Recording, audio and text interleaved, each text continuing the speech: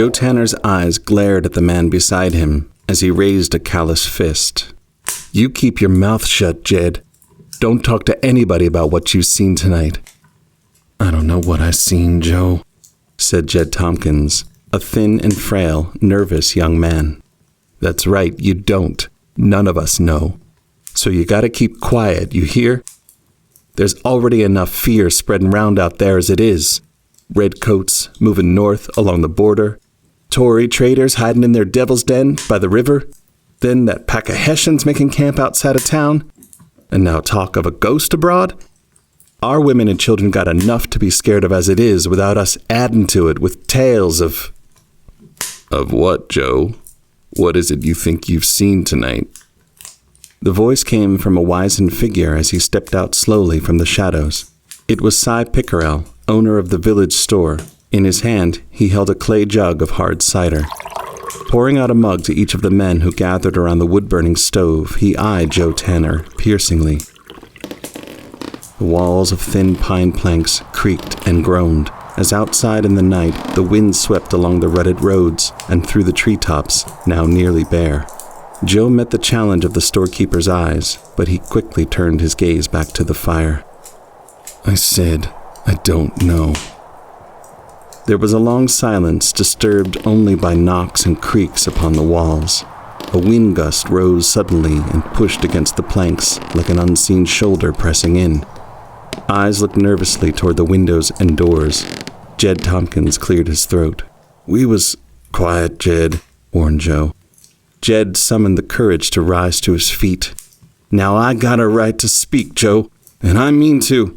All along you've been telling me I was crazy, drunk, running from my own shadow. When I know I seen that smoky vapor floating over the Green River 2 nights back, you were wrong, Joe. And now every man in Egremont knows it, 'cause we all seen the spirit of the Hessian tonight." "I saw it too," said Tom. And I, rose a chorus of voices in the half-light around the wood stove. "We all did, Cy," said Jed. "We all did. After we left here, we walked down cautiously to the graveyard.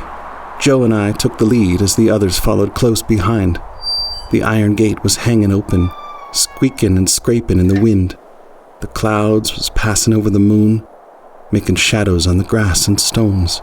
At first we seen nothing but them shadows, but then suddenly it was like one broke away from the rest and rose up from the ground where those Hessians buried one of their own before leaving town. It was a figure all dressed up in soldier's clothes, with long jack boots and a tall hat of feathers, buttons all shimmering in the moonlight. We froze, terror-stricken, but the worst was yet to come. 'Cause as we watched, the thing opened its mouth and raised its spectral arms toward us, all supplicating like it had something to say, something to ask us. And its face was all twisted in dismay. The eyes were the saddest things I ever seen. Then it turned and moved slowly toward the river. But it didn't walk, it just kind of floated along. And there wasn't a single sound of footsteps to be heard. That is, till we started running right out of that graveyard, quick as we could. "We never should have let them Hessians bury one of their own in our cemetery," said Tom. "They're cursed, every one of them. We should have rushed out of hiding and took 'em by surprise." Cy slammed down the clay jug and pointed a crooked finger toward the men. "Then you'd all have been made into ghosts. Them Hessians are fierce, born and bred killers they are. And stout as you may be, you're farmers, every one of you, not fighters." Joe squinted his eyes at the old shopkeeper, but kept silent. He knew what Cy said was true. These were no fighting men. Despite Joe Tanner's order to keep the sighting a secret, word spread quickly through the town, and with it, fear. Women and children stayed indoors after dark, and even among the men, few ventured out alone at night. The fear grew to a fever pitch as others began to claim sightings of their own. Many said they saw the ghost as they crossed the river or passed beside the graveyard. Others, like Cyrus Bright, stayed the night among the tombstones, hoping to catch a glimpse. After waiting hours in the graveyard one night, he and his friends finally saw it, a hazy shadow rising up from the grave and floating away toward the river. They followed it downstream until it disappeared into the Devil's Den, but they dared not go in after it. They'd heard too many stories about this cave by the riverside, a cursed place filled with fugitives and thieves, and now ghosts. Perhaps the most poignant account involved Widow Wister, a native of Germany, who claimed to see the spirit outside her bedroom window, looking at her with sorrowful eyes, moving its lips as if to speak, but producing only silence. Was the Hessian homesick, drawn especially to the Widow Wister because she spoke its native tongue? Was it looking for a friend among so many foreign enemies? In an act of charity, the local minister tried to soothe the restless spirit by placing flowers on its grave, but nothing could keep the Hessian's ghost from wandering. At last, Joe Tanner, Jed Tompkins, and Cy Pickerel met again one night at the country store, where they decided to put an end to this infernal disturbance. "Something must be done," said Joe. "No matter how unsavory the solution, we must restore the peace of Egremont." "What have you got in mind?" said Cy. "Well, if that Hessian's unhappy in our graveyard, then we'll evict him." Jed looked nervously at his companions.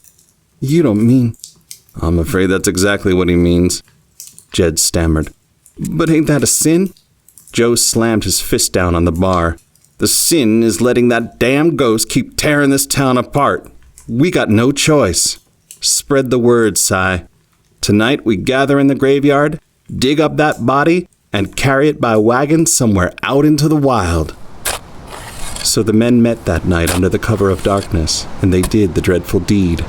And as the night deepened, they traveled north on Van Dusenville Road with their uncanny cargo, the rough wooden box that contained the Hessian's remains. Turning onto an old timber trail, they climbed Tomball Mountain just outside of West Stockbridge, until the forest closed around them, and they could go no further. Then a glint of pale light caught Jed Tompkins' eye. "It's the Hessian!" he screamed. The men turned back to look, and there upon the coffin sat the ghostly soldier, dressed in faded regimentals, arms extended, its mouth moving but making no sound. The men panicked, tripping over one another as they leapt onto the ground. When they looked again, the ghost had gone, and so hastily they hauled the box into the hollow, dug a hole, and lowered it down. And as they tossed the last of the dirt onto the unmarked grave, they sighed, relieved to be rid of the Hessian at last. "There, that should put an end to it," said Joe resolutely. The other townsmen began to congratulate one another, but their celebrations were premature.